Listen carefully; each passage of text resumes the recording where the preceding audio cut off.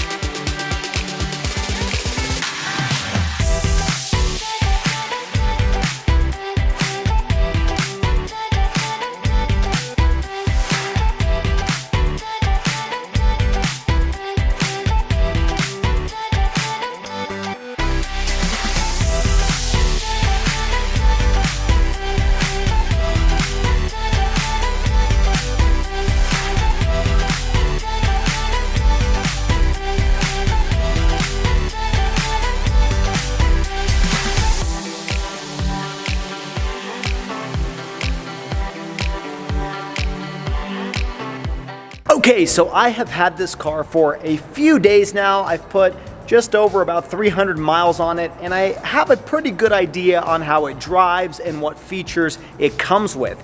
And I figured this would be a very informative video discussing all of the things that I've noticed that I like and some things that I think maybe Chevy could have improved in designing this vehicle. Overall, I've actually been very impressed with this vehicle, and I don't really have very many complaints or things that I quote-unquote hate.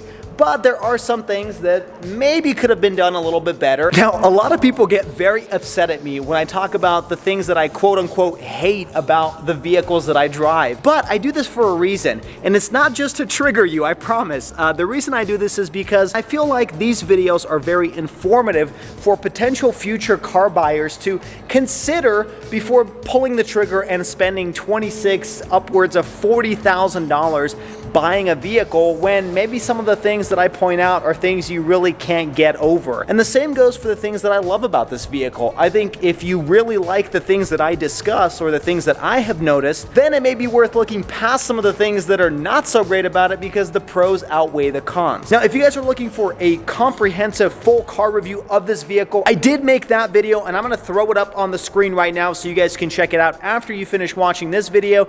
This one just outlines some of the high-level features, but that video dives deep into the interior, exterior, the practicality, and all of the driving dynamics of this particular car. So without further ado, let's start in no particular order with the things that I love, and then at the second part of the video, we'll discuss the things that I don't. Okay, now the first thing that I really love about this vehicle has to do with the looks.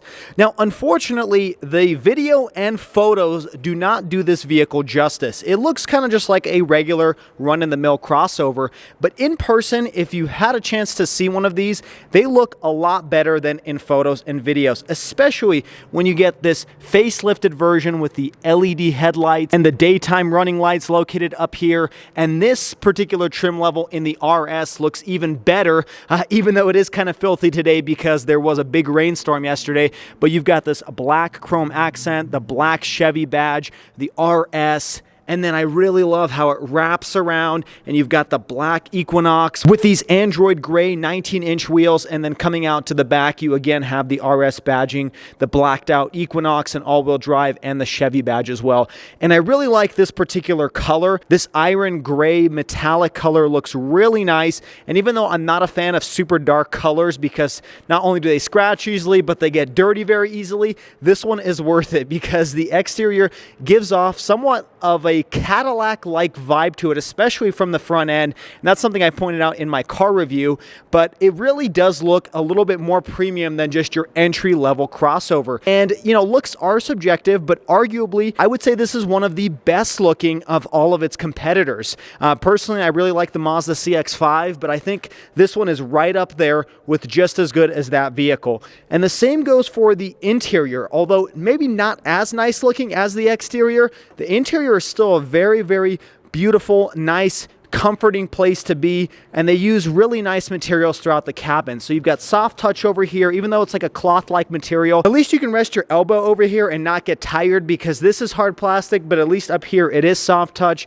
Going over to the seats, you do have full leather seats in this RS trim, and I really love that red stitching that extends all throughout the interior of the cabin, along with the steering wheel as well, which has the red stitching. And then sitting inside, I also really like what they did with the materials inside of the cabin. A lot of places where you place your elbow or perhaps place your hands are soft touch materials, and I particularly really like this RS trim level that continues this red stitching, and you have leather over here and this soft touch. It's not a cloth, but it's not a leather either, but this kind of synthetic material that just makes the interior of the cabin look a little bit more premium, and you carry over the same black chrome accents from the exterior into the inside of the air vents. And then coming down here again, it's a little bit more simple, but it's nice. It doesn't look cheap. It doesn't look like they cut costs anywhere.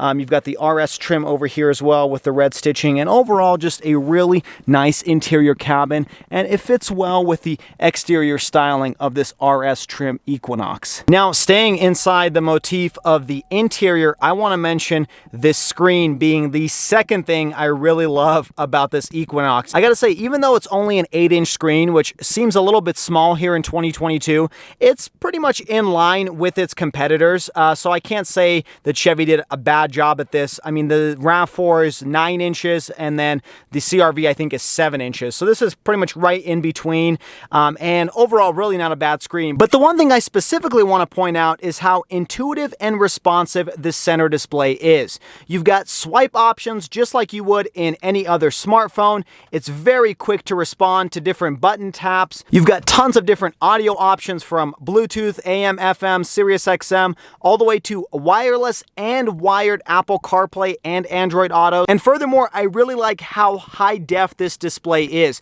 It kind of goes along with the same thing in the instrument cluster. Even though this is a small 4.2-inch screen, the graphics and the colors on this small display are fantastic. And that is just amplified with this center display over here. You've even got tons of different apps like Alexa, you got Spotify. Really a super intuitive screen with lots of different options, and it has got to be one of the most responsive screens I've used. You also have Wi-Fi compatibility and 4G LTE inside of the cabin. Now, while we're up here, the next feature that I really love about this vehicle has to do with the 360-degree camera.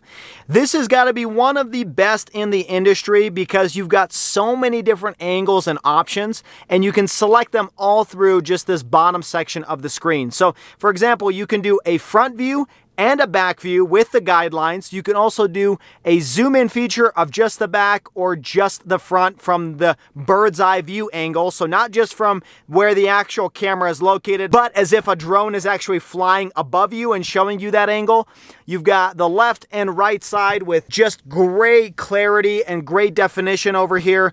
You've also got a direct trailer hitch camera angle view, and I like that it uses the rear view camera, but as you can tell, it actually uses software, or maybe there's another camera, but it actually gives you kind of a top-down view of the exact location of a trailer. And I also really like that there is a trailer guideline. So if you're pulling up to a trailer, you can actually see exactly where the hitch is located, and that is a very useful feature to have if you're backing into a trailer or towing something in the back. And even though the towing capacity is only 1,500 pounds, I still like that they included this as a feature, because it's still nice to have. So all in all, my kudos to Chevy for creating a fantastic 360-degree camera system, and I would definitely recommend you get this as an option on your Equinox. Now, for the next feature that I love about this vehicle, we're going to have to jump into the back seats, and that has to do with the fact that this vehicle comes with rear air vents. That is something that isn't always common on a vehicle of this price point and this compact crossover segment,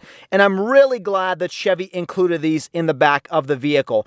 And furthermore, the fact that they are so high up off the ground. Sometimes you have rear air vents where it's blowing pretty much down at your feet and it doesn't really serve a purpose. Whereas here, you've almost got them above the knee level, so you're actually able to feel it on your face. That is a very nice feature, and my kudos to Chevy for being able to do that. And I also like that because it's a little bit higher, they've actually cut down some of the center console over here, so you can actually still fit a human body in this middle seat without pretty much sacrificing that for the sake of having air vents. Now, the next thing I love about this vehicle has to do with the fact that this vehicle does not come with a transmission tunnel located in the second row. Now, I know that some crossovers don't have this, but as an example, my 2018 Toyota RAV4 did have a small little hump located right behind the center arm console for the transmission tunnel, and this vehicle does not. It is a completely flat load floor, and this feature makes it a lot easier for passengers to sit in this center seat in the back of this 5-passenger SUV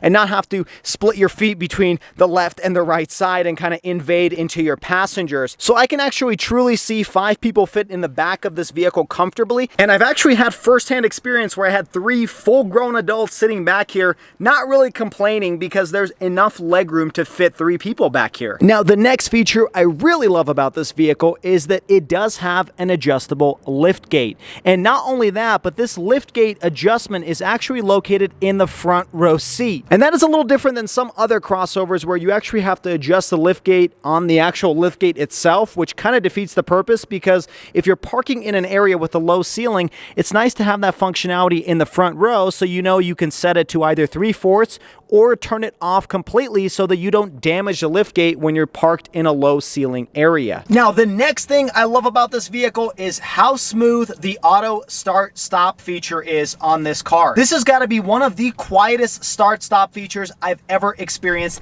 in any automobile. And I also really like the fact that since it's so quiet, it shows you whether the vehicle is actually off or if it's in the auto start stop mode. And I also like the fact that as of 2022, they're giving you the option to turn that feature off.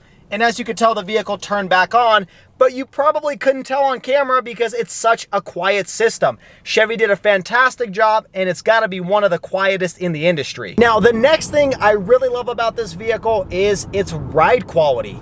I have been very impressed with how comfortable this vehicle rides down the road. And furthermore, I've been very impressed with the interior sound quality.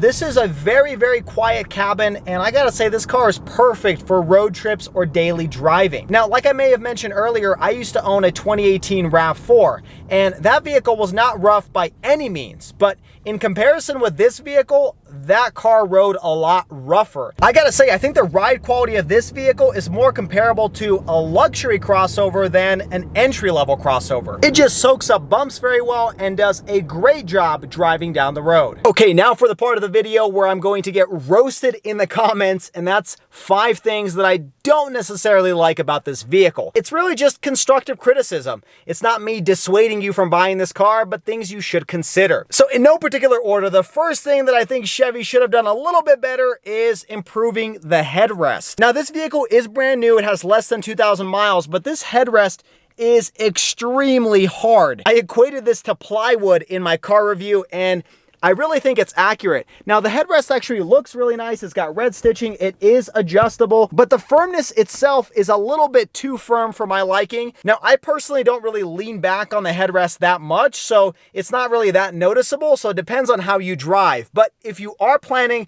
on leaning back on this headrest, you may have a little bit of complaints because it's a pretty hard surface. I'm not asking for a Mercedes-Benz S-Class pillow headrest quality, but I'm just asking for it to be a little bit more padded than it is. Now, we had talked about that one of the things I love about this vehicle is this 360-degree camera, but what I don't like, or one of the things I dislike about this vehicle, is the fact that there is no direct camera button. There's no button down here to be able to quickly open up that application, and no button over here. So if you are pulling into a tight parking spot, you kind of have to shuffle around real quick to figure out where exactly is this app located to be able to pull it up. And sometimes it would be really nice to just have a button that you can push to quickly open up that functionality. That is one thing that I wish Chevy did include on this vehicle, and it would probably be pretty easy to add this button somewhere over here in this general area. Speaking of this general area, even though I really like the ride quality of this vehicle, like I mentioned earlier, one thing I wish this vehicle came with is some sort of driving modes.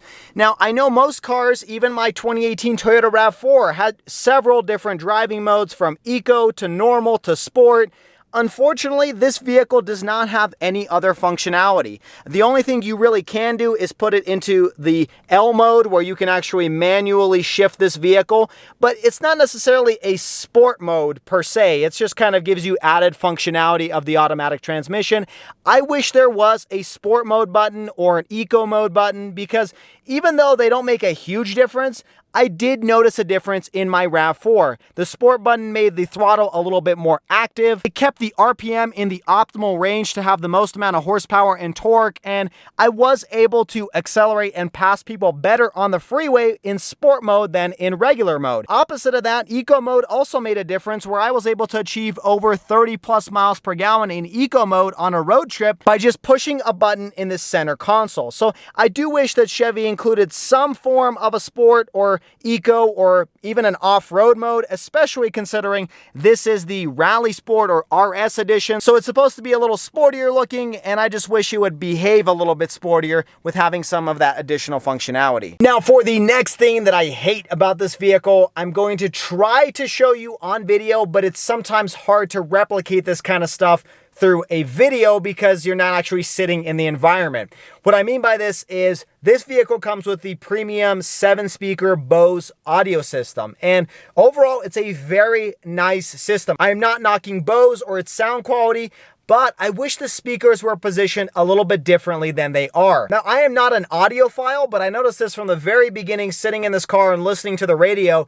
It does seem like the sound is biased towards the front. And so it almost seems like the audio is coming from the front end and reaching back towards you rather than engulfing you 360 degrees with good audio. I think part of the reason why is because you have 3 speakers located on the dashboard, you've got an additional 2 in the door, and you've only really got 2 speakers in the back seats. And so as a result of that, more noise comes out of the front, and it just doesn't sound as good as having 360 degree sound. Now, the nice thing is you can change where the direction of the sound is coming from. So you can make it more rear biased. But when I tried doing this, it just seemed like it lowered the volume from the front speakers and didn't really add to that 360 feel that I was going for. Now, for the last thing that I hate about this vehicle, has to do with the fact that this vehicle is just around $36,000 and it does not have any form of sunroof. I just feel like Chevy should have probably included a base version of a sunroof at 36 grand. So I really appreciate the fact that they give you a giant panoramic sunroof for the Premier trim, which is really uncommon for entry-level compact crossovers. So that's a huge plus for Chevy. But I feel like they should have thrown in at least a regular sunroof on an RS trim or maybe even the LT trim, just because sunroofs are kind of nice to have and pretty common on other entry-level compact crossovers. And at $36,000, it's kind of hard to justify not having a sunroof when you have luxury touches like leather steering wheel and leather seats and an 8-inch infotainment touchscreen. I just don't really get why they wouldn't throw in a regular sunroof. So there you have it, everybody. Those were the 8 things that I love and 5 things that I don't love about the 2022 Chevy Equinox RS. Now, overall, like I said in my review, I have been very impressed with this vehicle. If you are in the market for a compact crossover, I think you'd be silly not to try to test drive this vehicle and see if some of the things I mentioned in today's video are deal breakers or maybe convince you to purchase this vehicle. I totally understand why Chevy sells so many of this vehicle year over year, because it really is a good bargain and competes very well against the likes of the Honda CR-V and the Toyota RAV4. So I hope today's video gave you some additional information for you to use in your car shopping process. If this is your first time stopping by, make sure you hit that like button and subscribe to the channel for all of the weekly car videos. Feel free to follow me on all of the social media at Schwazy_. I'll put the links down in the description below. And as always, everybody, thank you so much for tuning in. Stay Schwazy, stay healthy, and have a wonderful day.